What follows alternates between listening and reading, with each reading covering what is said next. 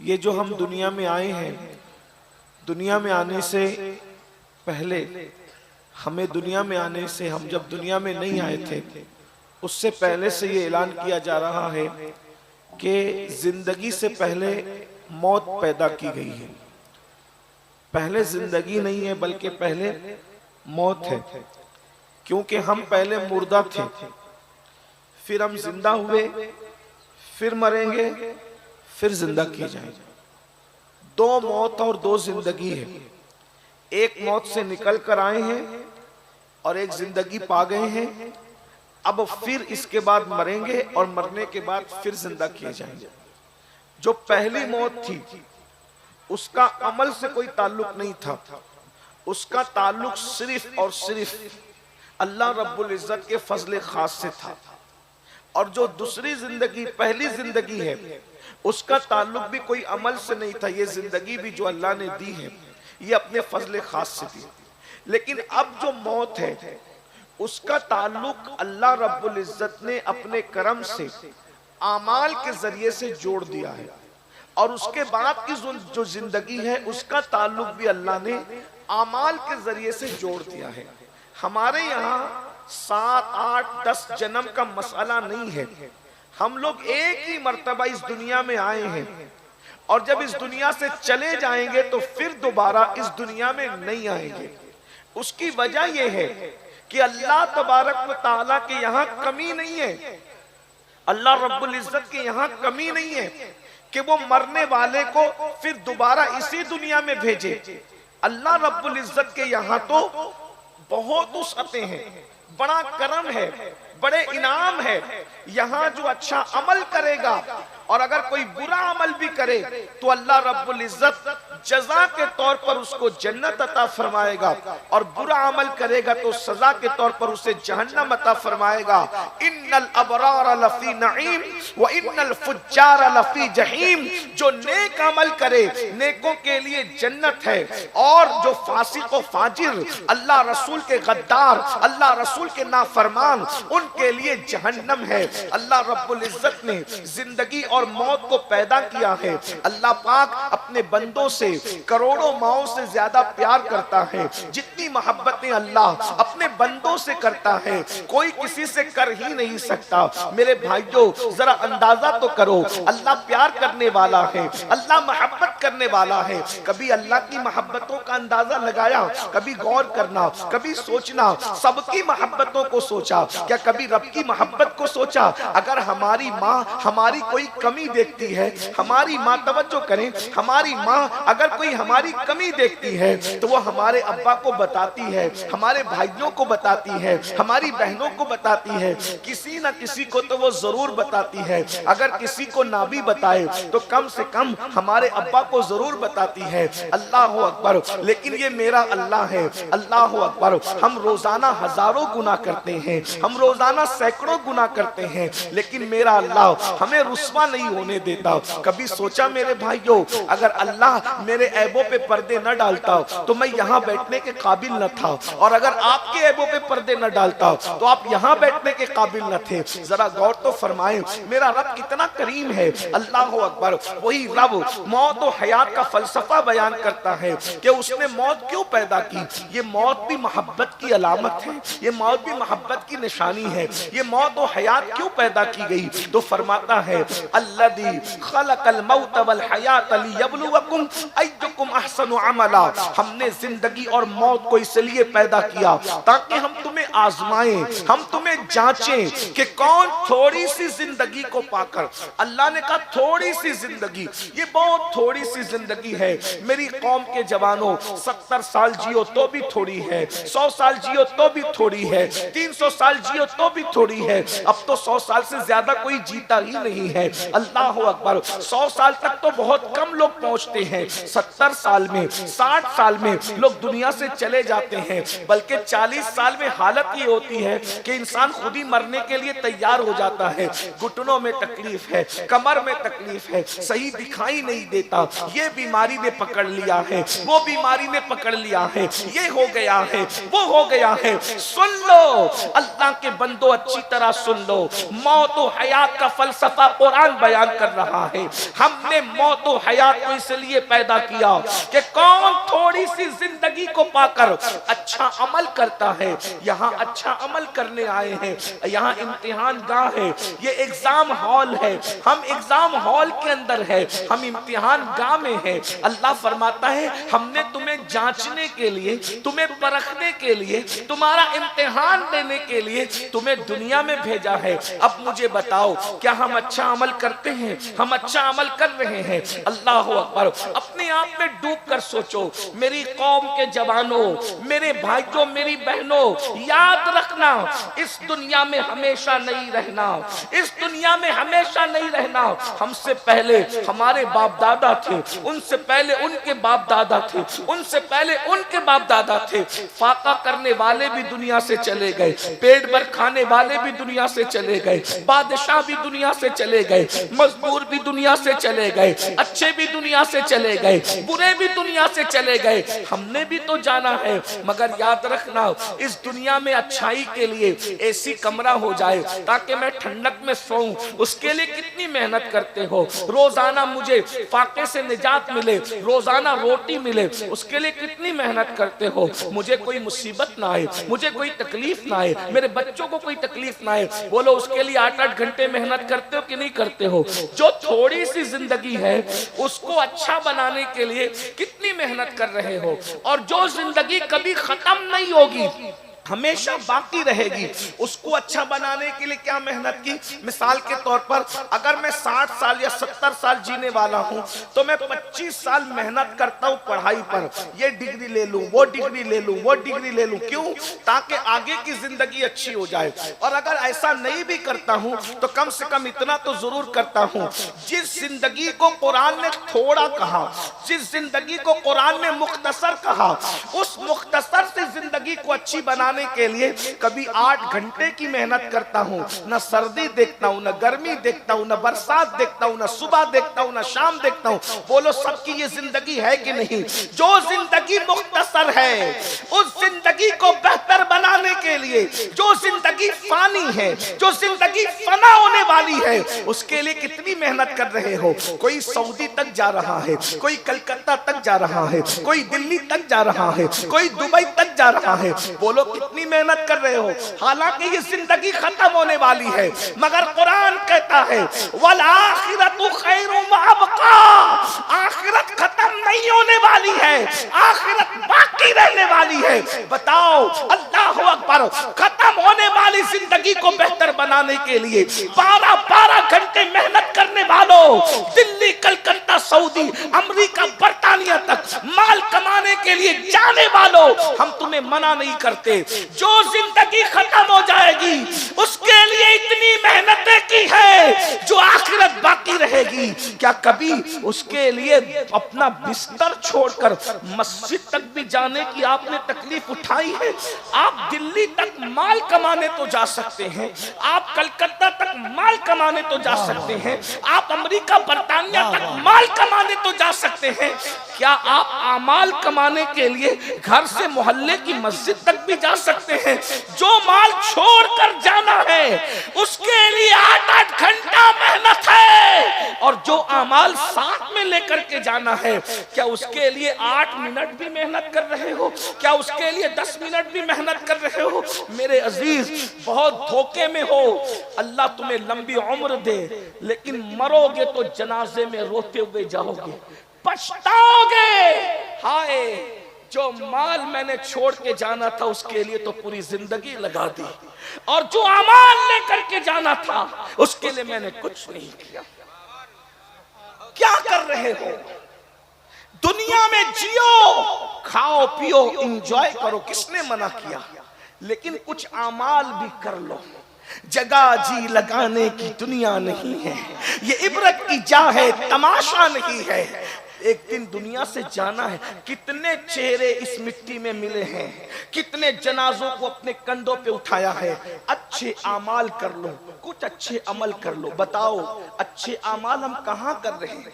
बहुत माफी के साथ कहूं, हम अपनी तबीयत पर चल रहे हैं, अल्लाह की शरीयत पर नहीं चल रहे हैं। ये हजारों का मजमा है। कफील भाई भी खुश, नूर भाई भी खुश, हम भी खुश, मुफ्ती साहब भी खुश, उलमा भी खुश, इंतजामिया भी खुश। कितने लोग आ गए माशाअल्लाह। यकीनन खुश, अल्लाह आप सबको खुश रखे। लेकिन खुश तो है मगर मेरा कलेजा ठंडा नहीं होता। इतना बड़ा मजमा देखकर खुशी है लेकिन मेरा कलेजा ठंडा नहीं होता। क्यों? मेरी कौम जलसा सुनने के लिए तो जमा होती है मगर दीन पर अमल करने के लिए जमा नहीं होती है। और ये क़यामत की निशानियों में से एक निशानी है।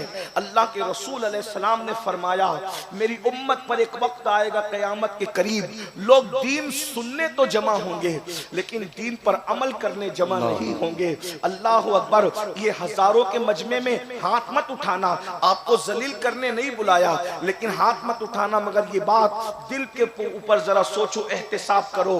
कितने लोग इशा पढ़ कर आए हैं और कितने लोग जाकर फजर पढ़ेंगे? मेरे भाई, ये जलसे यकीनन इनकलाबी होते हैं और हो सकते हैं, लेकिन अगर आप नमाज नहीं पढ़ोगे तो आपको पता है अल्लाह के रसूल अलैहिस्सलातु व तस्लीम के गुलामों, हमारे इमाम आजम अबू हनीफा का फतवा है कि जो नमाज नहीं पढ़ता अल्लाह उसका कोई भी अमल फिर कबूल नहीं करता। जो नमाज न पढ़े अल्लाह उसका कोई अमल कबूल न करे। अगर मुझे लोगों के ज़ौक़ का ख्याल न होता तो मैं पूरी जिंदगी सिर्फ नमाज पर तकरीर करता। क्यों? इसलिए कि कुरान ने जितनी बार कुरान नमाज का जिक्र किया है उतनी बार किसी अमल का जिक्र नहीं किया। किसी अमल का जिक्र एक बार, किसी अमल का जिक्र दो बार, किसी अमल का जिक्र तीन बार, किसी अमल का जिक्र चार बार।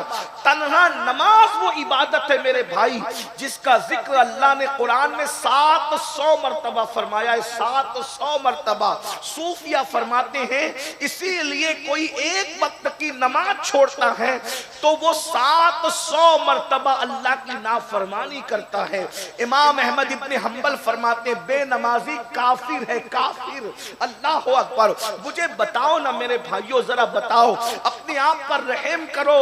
ये तुम जन्नत के ख्वाब देख रहे हो, मैंने इसका चेहरा देख लिया है, मैं इस फुला बुजुर्ग से मुरीद हो गया हूँ, अब मैं जन्नत में जाऊंगा।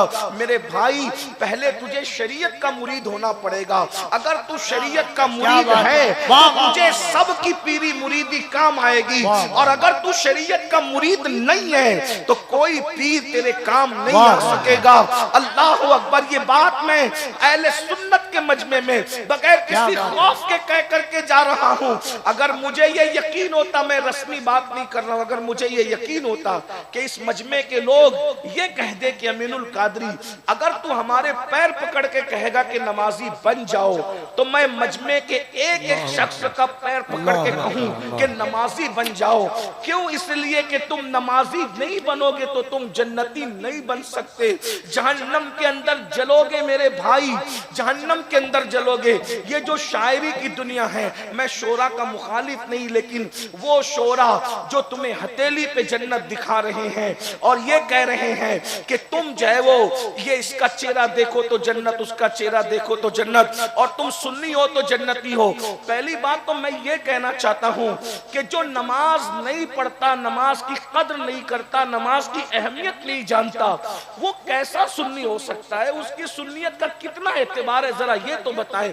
मैं बेनमाजी को डायरेक्ट काफिर नहीं कहता क्योंकि मैं हनफी हूं, लेकिन मैं आपसे पूछना चाहता हूं मेरे भाई, आखिर ये कौन सी सुन्नियत है? मुझे बता, ये कौन सी सुन्नियत है जिसमें नमाज ही नहीं है? मुझे बता तो सही, वो कौन सी सुन्नियत है जिसमें नमाज की अहमियत ही नहीं है?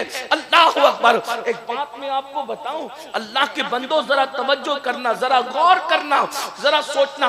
अगर आप अपनी आखिरत के मामले में सीरियस हो, आप अपनी आखिरत के मामले के अंदर संजीदा हो, और अगर कुरान को मानकर, हदीस को मानकर मुसलमान हुए हो, तो सुन लो अच्छी तरह से सुन लो। अल्लाह अकबर। मेरे और तुम्हारे सच्चे रसूल सादिक व मज़दूक मुस्तफ़ा जान रहमत सल्लल्लाहु अलैहि वसल्लम फरमाते हैं, जो नमाज छोड़ देता है अल्लाह उस पर से अपनी अमान की चादर को हटा लेता है, अल्लाह उस पर से अपनी पनाह की चादर को हटा लेता है, यानी वो अल्लाह की अमान से खारिज कर दिया जाता है, अल्लाह की अमान से खारिज कर दिया जाता है।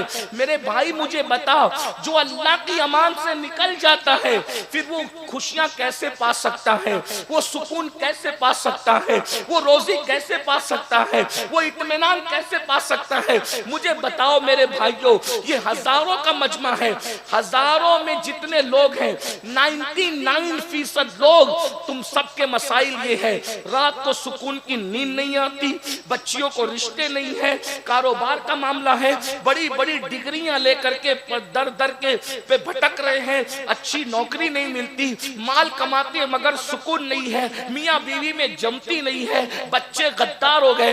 मुफ्ती साहब ने अभी माँ बाप के बारे में बताया, ये माँ बाप के बारे में तकरीरें क्यों करनी पड़ रही है? बच्चे गद्दार हो गए, मजहबी घरों के बच्चे भी गद्दार नजर आ रहे हैं आजकल, माँ बाप की कोई कदर नहीं है घरों के अंदर।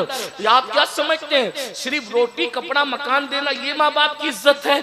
हमारे मसलक में रोटी कपड़ा मकान देना ये सिर्फ इज्जत नहीं है, इसलिए कि रोटी तो चौखट पे बैठने वाले कुत्ते को भी दी जाती है, कपड़ा तो चौखट पे बैठने वाले चपरासी को भी दिया जाता है। हमारे यहाँ माँ बाप रोटी कपड़े का मतलब नहीं है, माँ बाप का मतलब ये है, मेरे इमाम अहले सुन्नत सैयदी आला हजरत इमाम अहमद रजा खान मुहद्दिस बरेली फतावा रज़विया शरीफ में लिखते हैं कि माँ बाप की इज्जत ऐसी की जाए, माँ बाप के साथ सुलूक कैसा किया जाए? फरमाया जब तक माँ बाप से इजाजत न लो उससे पहले तुम उनसे बात नहीं कर सकते, यानी कि माँ बाप तुम्हारे गुलाम नहीं है, माँ तुम्हारी कनीज नहीं है, वो बादशाह और मलका तुम्हारे लिए। पहले उनसे बात करने से पहले इजाजत लो, और अगर वो इजाजत दे बात करने की तो इस तरीके से करो जैसे कोई गुलाम अपने आका से गुफ्तगू करता है। ये हमारे यहाँ माँ बाप का मर्तबा है, हमारे माँ बाप की शान ये है। मगर अल्लाह अकबर, मुझे बताओ तो सही, जो माँ बाप के नाम पे भी हाथ उठा रहे थे, माफी के साथ अर्ज करूंगा, ये माँ अगर दवा मांगे ना तो कहेंगे बुढ़िया डोकरी और डोकरा हम कमा करके तुम ही पे खर्च करते हैं, अपने बच्चों के लिए ना रखें, अपने मुस्तकबिल के लिए ना रखें। याद रखो कुरान ने कहा है सबसे ज्यादा खर्च करने पे सवाब, जिसपे ज्यादा सवाब मिलता है, खर्च दीन के नाम पे सबसे पहले कहाँ करें, कहाँ खर्च करेंगे तो ज्यादा सवाब मिलेगा? हज से ज्यादा, मस्जिद से ज्यादा, मदरसे से ज्यादा, हर नेकी से ज्यादा खर्च करने में सवाब कहाँ ज्यादा है? तो कुरान कहता है जो माँ बाप पे खर्च करता है अल्लाह उसे सबसे ज्यादा अजर और सवाब अता फरमाता है। नारे तकबीर, सबसे ज्यादा सवाब माँ बाप है। लेकिन ये हमारे घरों का मसला है, ये हमारे घरों का मसला है कि हम अपने मशाइख और अपने पीरों को तो गड्डियां के गड्डियां नजर में दे सकते हैं, हम अपने नात खानों को, अपने मुकर्रिरों को गड्डियां के गड्डियां नजर में दे सकते हैं। मैं मना करने नहीं आया, देखो मेरी बात समझने की जरूरत है। लोग हमारी बातों का गलत मफहूम निकाल, मैं ये नहीं कह रहा हूं कि इन्हें ना दो, मैं इसी ये कह रहा हूं इनको तो दे सकते हो। और अगर माँ हॉस्पिटल में एडमिट हो जाए तो और 4 बेटे हो तो चारों झगड़ा करते कि तेरी माँ नहीं है, तेरी माँ नहीं है, तेरी माँ नहीं है, तू बिल नहीं दे सकता, तू बिल नहीं दे सकता। और अगर 4 मुरीद हो और वो चारों अपने पीर को घर बुलाए तो चारों के चारों एक से खाना, एक से गिजा, एक से लिफाफा पे करो। मैं मना करने की बात नहीं, हम क्यों मना, नेकी से हम क्यों, लेकिन हम ये कह रहे तरजीहात को देखो, पहले कौन, पहले कौन। एक बात बताऊं, अगर गलती करूंगा तो मेरी इस्लाह मेरे उलमा करेंगे, और मैं तो एक सूफियों का गुलाम हूं, अपनी गलती हम मानने के लिए तैयार। हमारा अकीदा इमाम हसन वाला है कि आर नार से बेहतर है ना। ज्यादा से ज्यादा उठ के जलसे में कोई इतना ही कहेगा ना कि उसने गलती कर दी थी फिर तौबा भी की, यही कहेगा। लेकिन बस ये आर दिलाना उस नार से बेहतर है जिसमें जलाया जाए, है ना। अकड़ने से अच्छा है झुक जाना, ठीक, जब इमाम हसन से हमने ये सीखा यार, हम तो हैं ही हसनी लोग, अल्हम्दुलिल्लाह, हुसैनी भी हैं, हसनी भी है। लेकिन एक बात सोचो, गौर करो, पीराने पीर की दुआ भी रसूलुल्लाह की दुआ के बराबर नहीं है इस रंग में। तवज्जो, मैं सिर्फ सबक सुनाने के लिए ये बात कह रहा हूं। पीराने पीर की अजमत को कौन घटा सकता है? वो तो जहन्नम का कुत्ता ही होगा जो उनकी अजमत को। लेकिन इस रंग में बात करना चाहता हूं, जरा तवज्जो करें। पीराने पीर की दुआ भी रसूलुल्लाह की दुआ के बराबर नहीं, हत्ता के मूसा कलीमुल्लाह की दुआ भी रसूलुल्लाह की दुआ के बराबर नहीं। कायनात में हुजूर की दुआ सिर्फ हुजूर की दुआ है, हुजूर की दुआ की तरह किसी की दुआ नहीं है। उनकी जात मुनफरिद है, उनकी बात मुनफरिद है, उनका चलना मुनफरिद है, उनका बोलना मुनफरिद है। अगर मैं इस पे गुफ्तगू करूं तो इशारा देकर के आगे बढ़ना चाहता हूं। रसूलुल्लाह जब चलते हैं तो हैदर कर्रार जैसे को दौड़ना पड़ता है। रसूलुल्लाह जब चलते हैं तो सिद्दीक अकबर जैसे को